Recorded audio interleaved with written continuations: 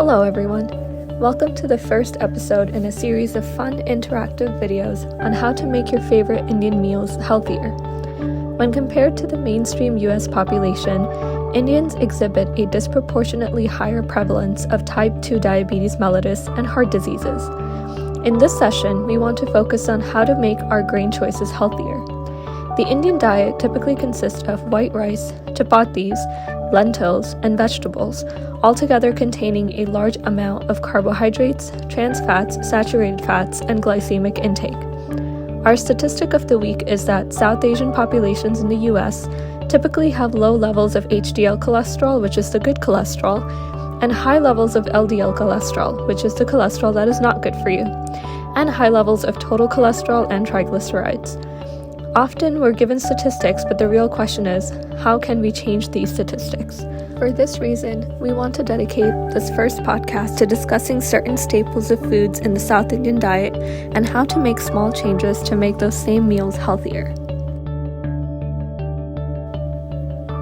If I were to ask you what the common thing is among idli, dosa, pulihora, what is the first thing that comes to mind? You're right, it's rice. Our Indian diet is centered around rice, and many of us feel like we can't have a meal without it.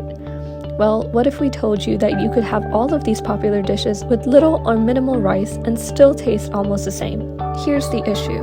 Our food tends to be high in carbohydrates, which include sugars that are in sodas and other sweets, and starches such as rice and potatoes, and they're low in protein, which can come from animal sources such as chicken, or vegetarian sources such as lentils, beans, and quinoa.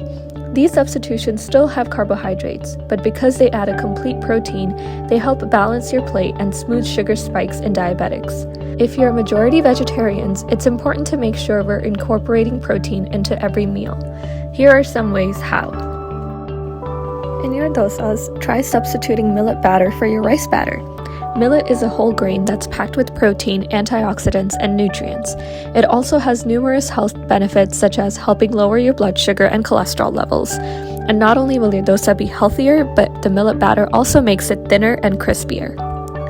In idli, you can substitute rice flour with urad dal or kodo millets. Both urad dal and kodo millets are high in protein and will add more nutrition to this classic meal. In tamarind rice, try substituting rice with bulgur. Bulgur is a fiber-rich grain that is also abundant in vitamins like folate and has a delicious consistency. Cauliflower rice is another option here, a nutritious alternative to rice that is low in carbohydrates and rich in antioxidants, vitamin K, folate, and even protein. In Vangibat, try substituting rice with quinoa, a grain that has 5 times as much fiber than rice. Not only does it fill you up faster, but it also complements the eggplant as well as the rice. In chapati, substitute half of your chapati flour with soft tofu. Tofu is a great source of protein made from soybeans that will not only reduce the amount of carbohydrates in each chapati, but will also make chapatis much softer and tastier. Multigrain flour can replace regular flour to complete the chapati dough. A favorite in my household, bisi bel bhat, can easily be made just as delicious but infinitely healthier with steel-cut oats substituting the rice in this dish. Steel-cut oats are high in fiber and are a great carbohydrate substitute for those with diabetes. By making these easy changes to some staple dishes, you will see improvements in the health of your family. So let's summarize. Rice is a staple to our dishes, but it doesn't have to be. Millet batter, kodo millets, and urad dal are great substitutes for rice flour. Bulgur, quinoa are easy substitutes for rice in vangibat, bisal bel bhat, and pulihora. The dishes themselves do not have to change.